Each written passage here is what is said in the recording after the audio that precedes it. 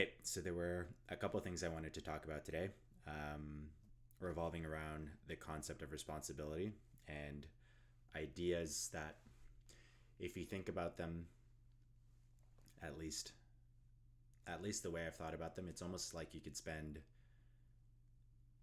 years, perhaps even the rest of your life, contemplating these ideas. So the first one was, you meet the devil at the crossroads with every decision. And the way I kind of go about thinking about a quote like that is, it's almost as if it places maximal responsibility on not only the decisions you make, but the thoughts you have, the words you say, and the things you do. Because, so what the crossroads imply is like, it's the same thing as a decision. When you make a decision, you're either going to point A or to point B. And meeting the devil at the crossroads at every decision implies that with every decision you make, there's a decision that aligns with what you might be able to constitute as the better option, the option that would be more aligned with the good, and the lesser of the two, one that would bring you down, no matter how incrementally.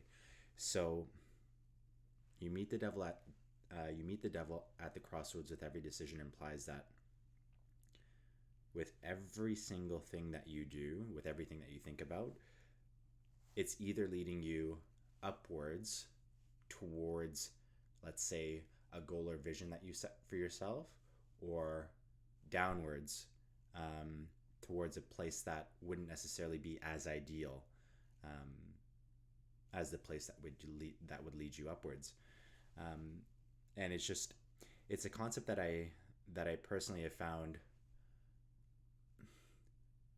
really, really hard to bear, because what it does is it makes everything you do, everything that you say, even the thoughts that you have, important.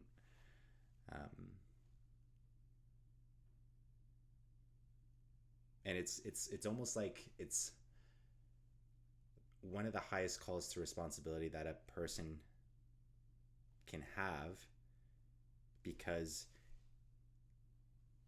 it shows almost as clearly as it can that from every decision you have, there's a sort of point of departure where it's like, okay, this is the goal that you set for yourself. Is the thing you're about to do, is the thing that you're about to say aligning with that goal or that vision that you set for yourself? And it kind of relates back to the concept of the ideal.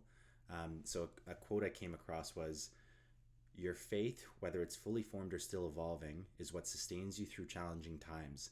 The gap between where you are and where you want to be is not a void to despair over, but a space to inhabit with hope and trust in the process." So it's almost like, who is it that you wish to become, and why is it important that you become that person? So a couple of the thoughts that came to mind is like, things bring themselves to your attention. Things call themselves out to you. It's like, okay, you turn your attention here. They call out to you as worthy of your attention. So it's like, it's almost as if the greater clarity, the greater sense of alignment in priority that you have within yourself, the more the things that align with that vision, with what you establish as what is good, will kind of grab your attention. And it's like, okay, let's say, for example, that you are oriented to bringing about the highest good. Let's say it's like, what does that entail? And at least one of the things that I've kind of come to the conclusion to is, it's the adoption of maximal responsibility for yourself and everyone around you. And that's actually one of the other quotes by Fyodor Dostoevsky that I kind of came across. It's like, you not only bear the responsibility for yourself, but for everyone else around you. And when you first hear that quote, it's like, how could that possibly be the case? Where, like, it's hard to take responsibility for yourself, but it's like you're also placing the injunction upon your shoulders that not only are you responsible for yourself, but you're responsible for everyone and everything else around you that goes on. And it kind of ties back into the other idea where it's like, and I'm sure if you may have experienced this in hindsight, it's like you look back and you say, huh, maybe if I was better, things could have perhaps turned out differently for you. And I don't know, it just, for me, it served as a call to reflection, and to really look back and think. It's like,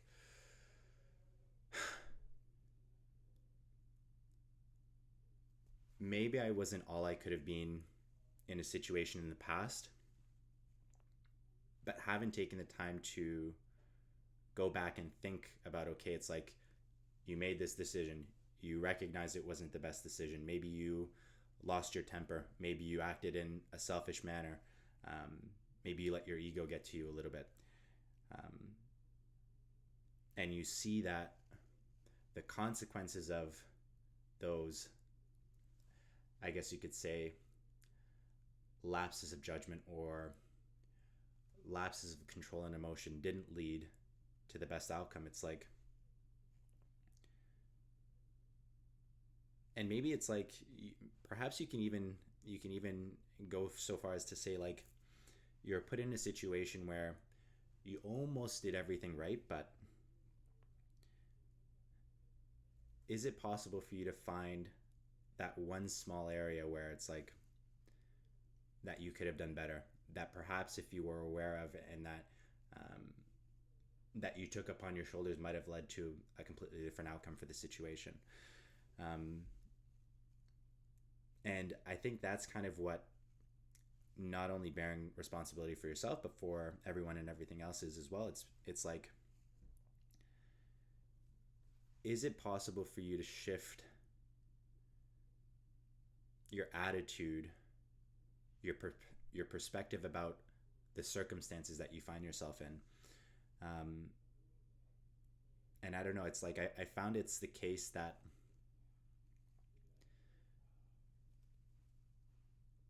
if you can take a step back and think, what would be the ideal situation to find myself in? What would be the ideal outcome, not only for myself, but for everyone who's involved in this situation? How would you need to change to be able to bring about that outcome? And just to give, I feel like this is all very conceptual, so just to give a more practical example,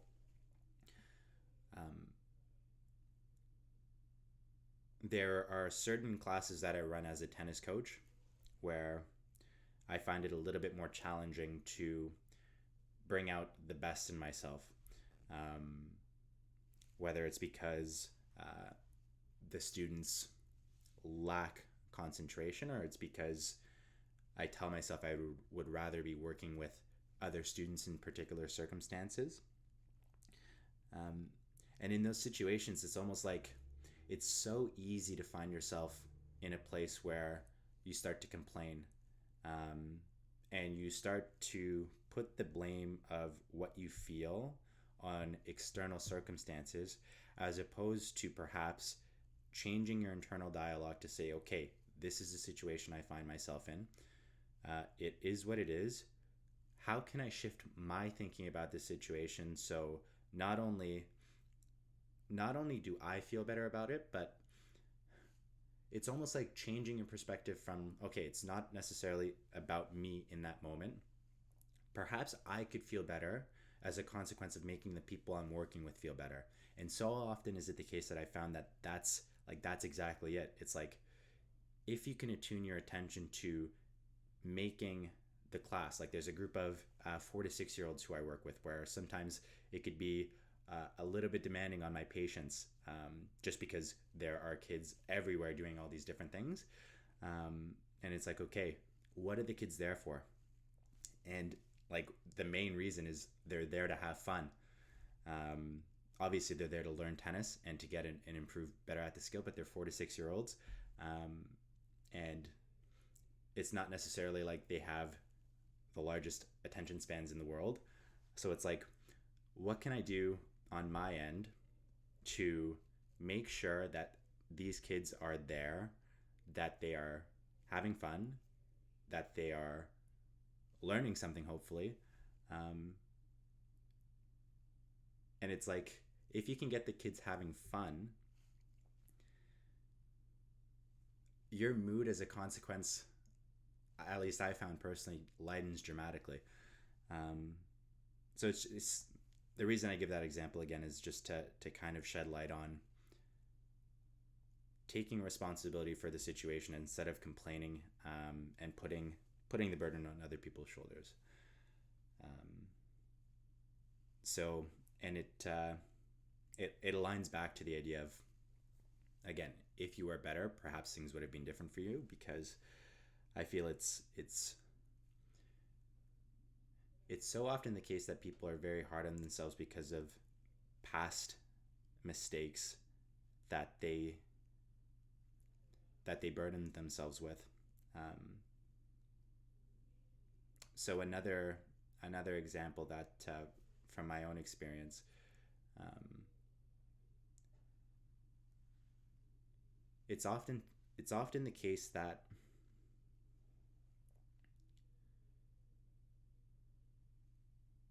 in the present moment, when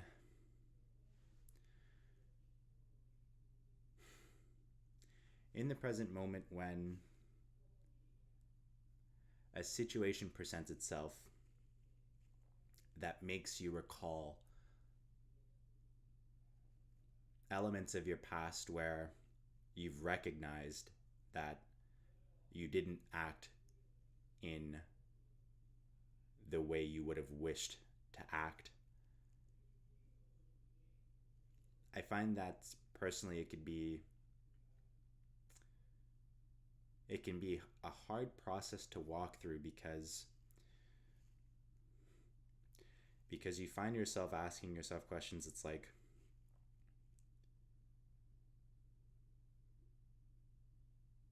maybe a relationship or a project or whatever it might be could have been saved or salvaged if you were more of who you could be. Um, and I just feel like that's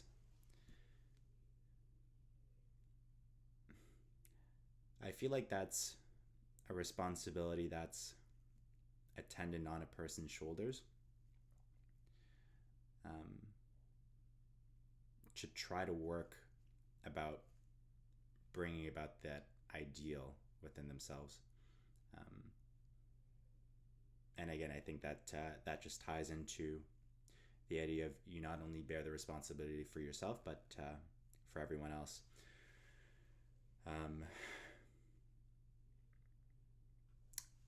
Yeah.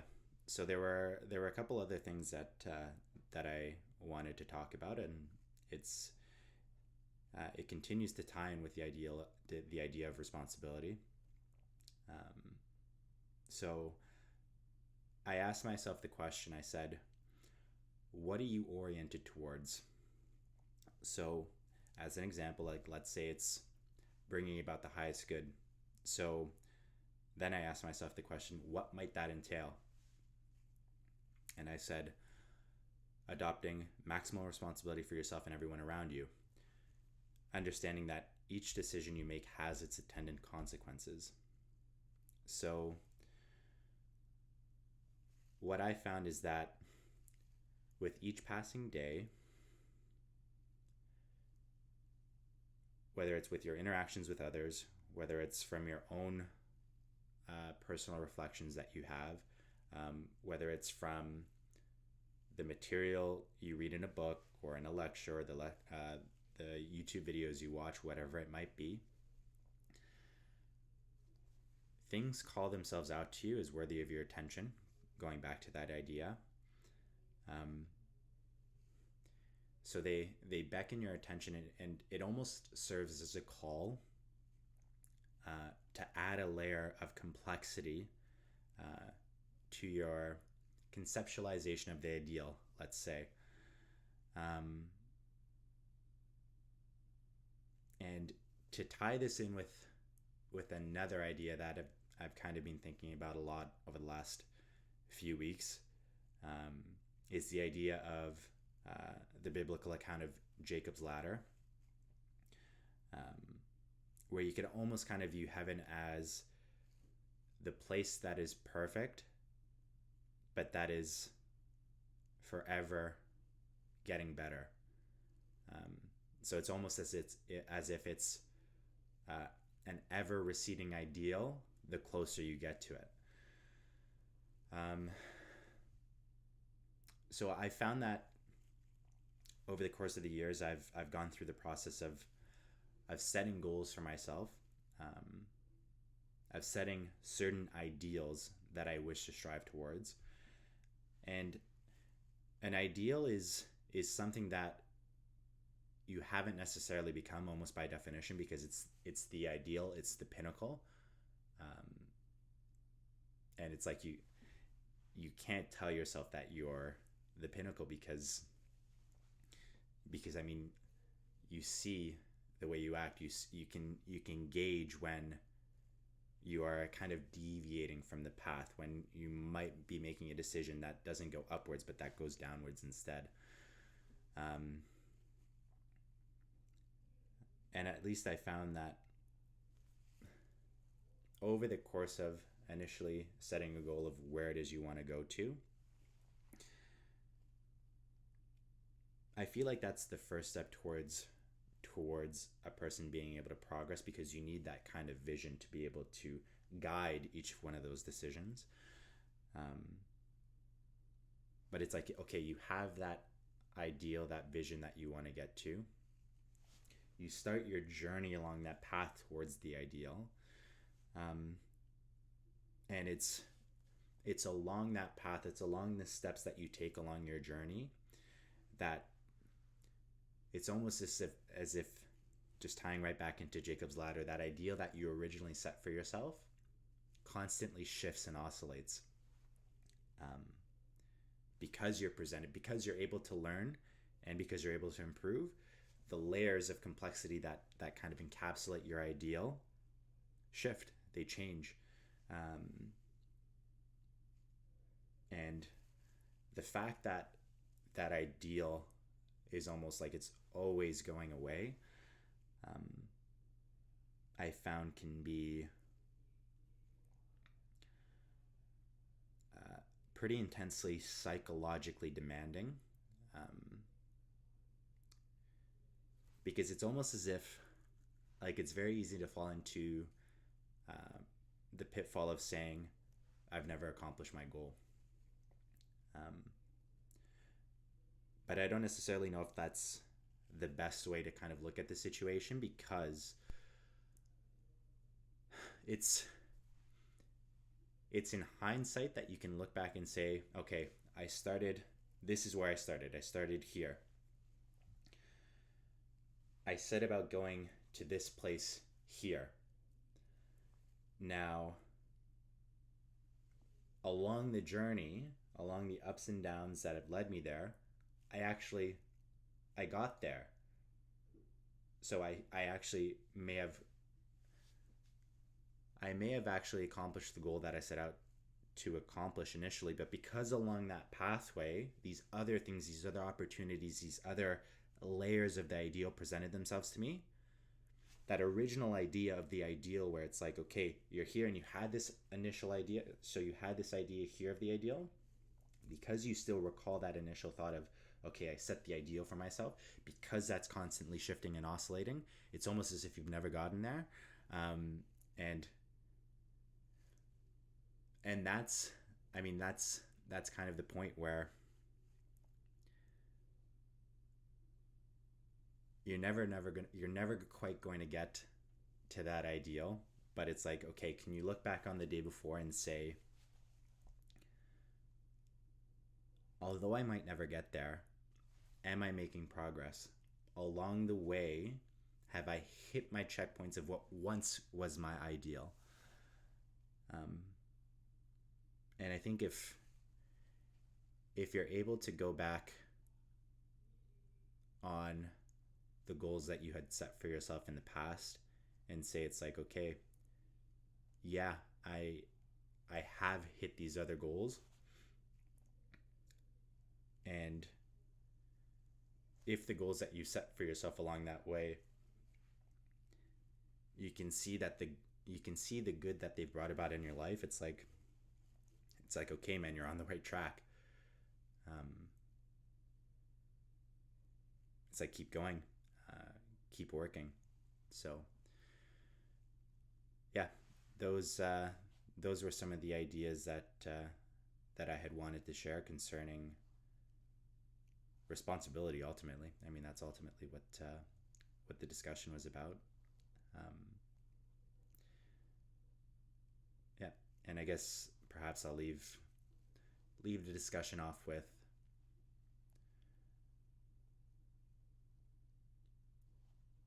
it's almost as if, and it's almost like this could be like the highest call to responsibility there is, but it really almost as if everything you do matters. um, and that can be quite the responsibility to bear. But if you can manage to work towards bringing about the good that could be attendant upon your shoulders, then not only will you perhaps bring good in your life today, but perhaps you'll also bring about some good in your life tomorrow, and for the lives of the people around you. So yeah, I think that's about it. So thanks.